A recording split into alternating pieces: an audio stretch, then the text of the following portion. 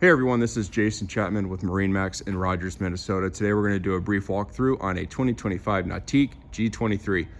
Got the beautiful anthracite metal flake on the exterior and also the haze gray. This is the 100-year Centennial Edition from Nautique.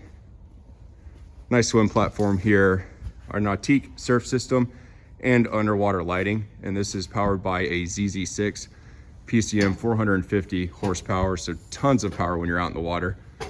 We have a nice center walkthrough into the boat. Seats on either side here, so if you're anchored and hanging out, it's a great place to sit back and relax and enjoy the water with your friends and family.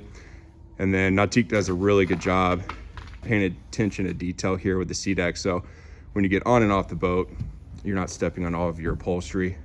Nice U-shaped seating here as well, with a seat that does fold back and adjust. And then we also have tons of storage underneath all the seats. Strapless board racks, nice JL audio speakers up here. This boat's fully loaded. Up here at the helm, race car inspired seat with our hotkeys and link pan array. You're gonna have great ergonomics and visibility when you're driving this out in the lake this summer. Cup holders recessed all around the boat with phone chargers.